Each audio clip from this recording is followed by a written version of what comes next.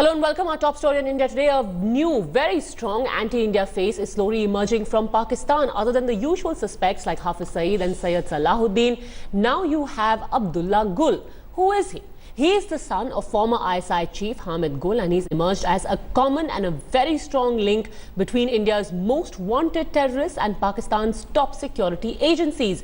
Abdullah Gul is slowly coming out of the shadows as the man seen sharing the stage regularly with the likes of JS chief Hafiz Saeed and Hizbul Mujahideen chief Syed Salahuddin. He also has a direct line to the National Security Advisor of Pakistan, Nasir Khan Janjua. In the past 2 months, several anti-India marches were organized by Hafiz Saeed across Pakistan. All of them were held under the banner of Defy Pakistan Council, an umbrella organization of groups and political outfits opposed to India as well as the United States. The organization has Hamid Gul and Abdullah Gul as its founding members. Top intelligence sources say that after the ban on the Jaish-e-Mohammed, Hafiz Saeed often operates and raises money under the banner of the DPC. Abdullah's outfit not only gives Hafiz Saeed the legitimacy he seeks, but the former ISI chief's son also acts as a liaison between Pakistani security agencies and the terror chiefs.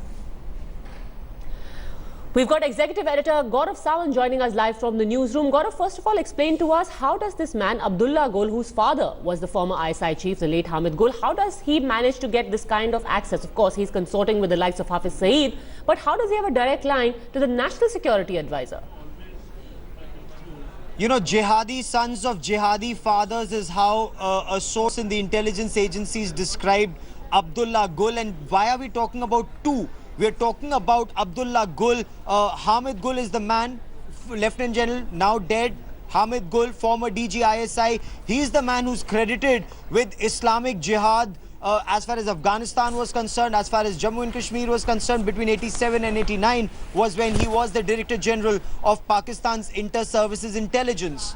There's also General Ziaul Haq, former Pakistani military dictator, and his son Ijazul Haq, who's a very prominent politician, a former federal minister in Pakistan, and he too is consorting with the likes of Hafiz Muhammad Saeed and Syed Salahuddin. So these are two men who are on the radar at this point of time as far as Pakistan's jihad factories are concerned.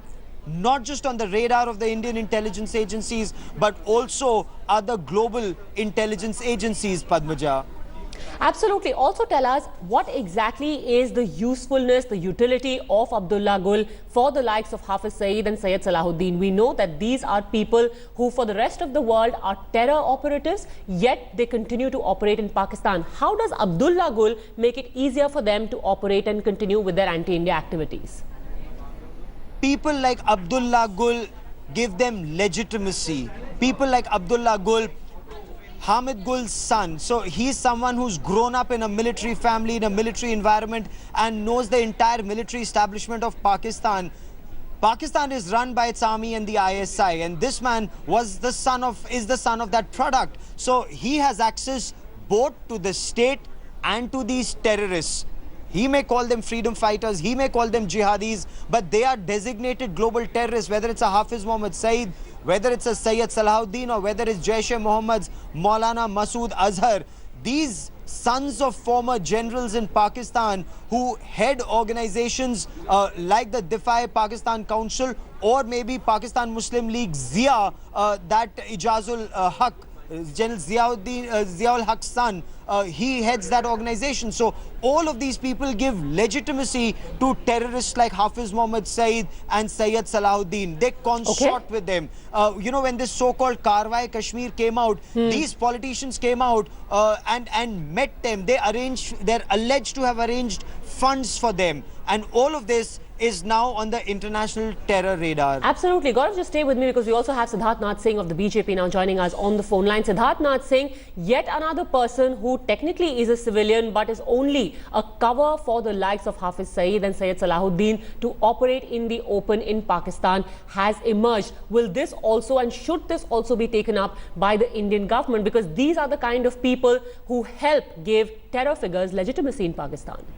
Well, looking at the merits of what you are showing, I'm sure the government will be definitely using that, this as one of the proofs of linking Hafiz Saeed and his organization with the ISI.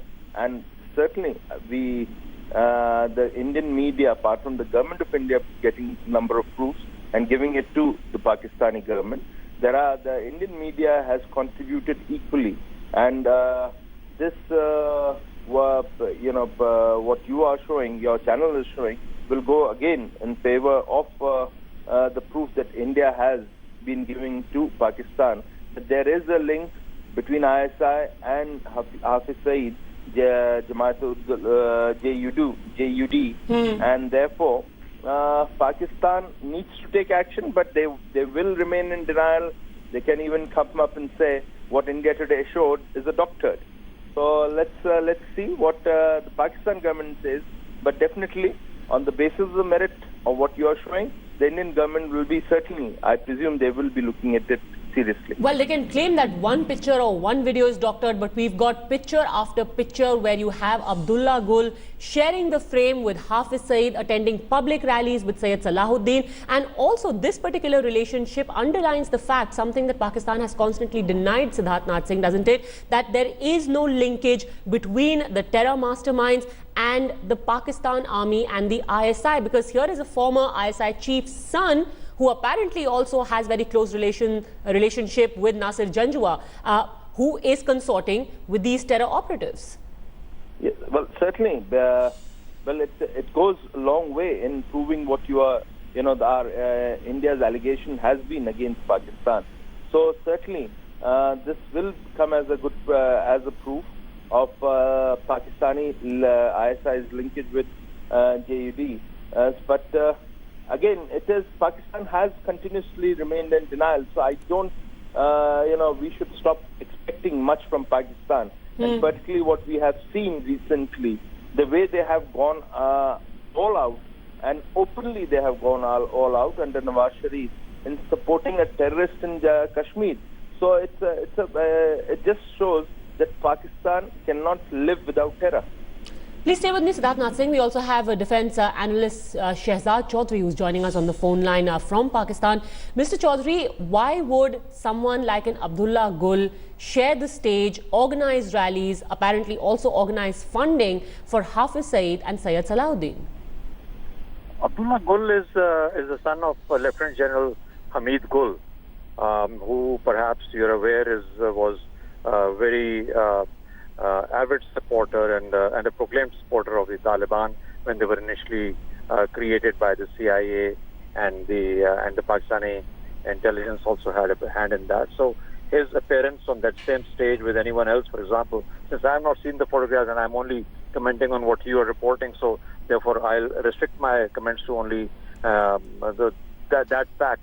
And so therefore I imagine what you're saying is right, that he's been seen there. So perhaps that is why he's been seen there. And he's a very active part of this particular religious forum which supports Kashmir. So and he's very, very vocal about it. Despite the passing away of his father, he's taken on the mantle. And even while his father was alive, he runs his own think tank, and he does a lot of work on Kashmir. So that's why you saw him on that stage and platform. This is Gaurav Sawant here. In a situation like this, I mean, whether you have a Ziaul Haq, a Hamid Gul, or now their next generation, does it not indicate that Talibanization of the Pakistan army started early and these sons are carrying on that task, and their association with Pakistan army and the NSA, it continues, sir? Isn't it a major cause for concern?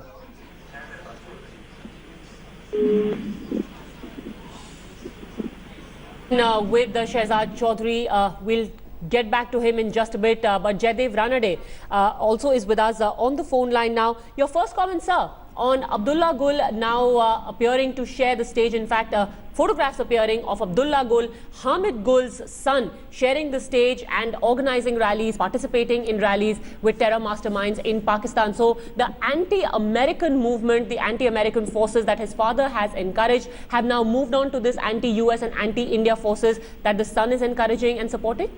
Yeah, it seems like Hamid Gul in any case was virulently anti the US and staunchly pro the Islamists. and the Jihadi movement. The Americans in turn had targeted him as a terrorist too. And his son seems to be carrying on the legacy left behind by the father.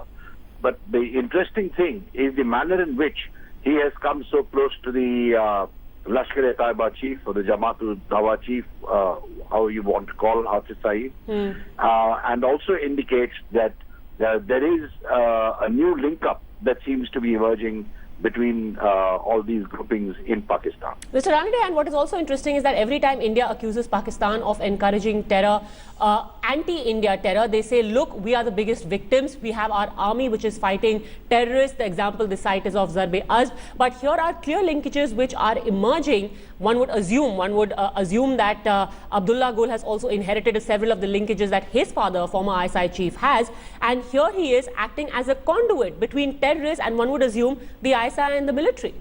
Yeah, exactly. And I'll invite your reference to a recent development also, where, if you recall, in China, Xi Jinping had prohibited fasting during Ramzan in the Muslim-dominated province of Xinjiang.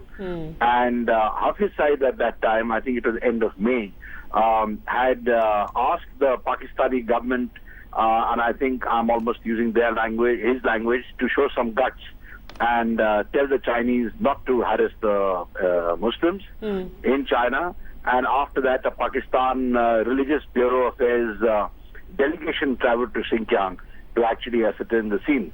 So Hafiz Saeed certainly appears to wield quite a lot of clout even within the civilian establishment in Pakistan.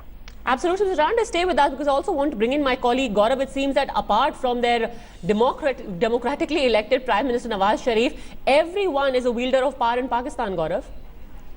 You know, Pakistan Army and these terrorists are the real wielders of Pakistan power in Pakistan. That appears to be very clear. In fact, there was a picture of Hafiz Saeed at an iftar with Pakistan Army chief. That goes on to show how powerful Hafiz Muhammad Saeed is. But Jaydev Ranade, doesn't this make the task of intelligence agencies very difficult? You can't link a terror attack straight back to Pakistan's ISI because now they have people like Abdullah Gul or perhaps people like Ijazul Haq, who's a former federal minister, who give legitimacy to terrorists like Hafiz Saeed, Sayyid Salahuddin, and according to intelligence agencies also arrange funds for them.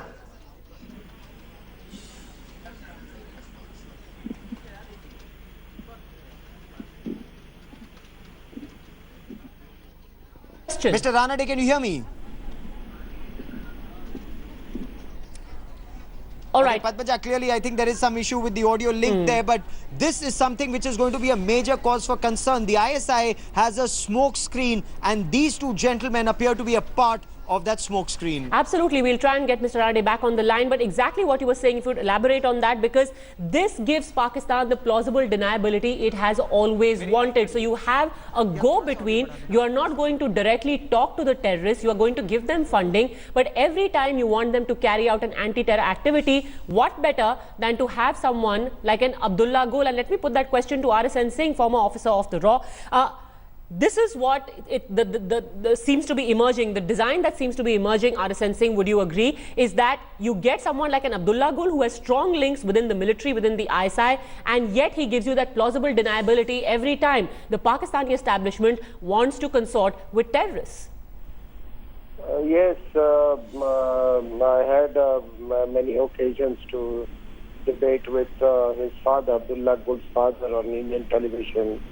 And let me tell you that this entire Jihadi machinery that you see, he had a big hand in assembling that. I'm talking about his father. And his father was, one of the most rabid fundamentalists, that Pakistan Army created. And before his death, he was drifting towards the Islamic State. Let me tell you this. So you can put two and two together, but you are absolutely right that I have always maintained very steadfastly that the Pakistan Army will not fight India in any conventional war. It will keep using these suicide bombers, being produced en masse from, this madrasas controlled by people like Hafiz Saeed and Mullah Masood Azhar. And just keep producing, them endlessly.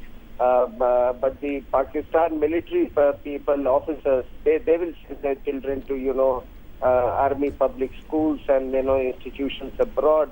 So that is the travesty of Pakistan, and well, we have to face it. And let me tell you, you are completely alone in this war. Okay. All right, Arsan Singh, for now, thank you very much for joining us. Thanks also to my colleague Gaurav Sawant. And speaking of the kind of mischief that Pakistan is encouraging, Rajnath Singh.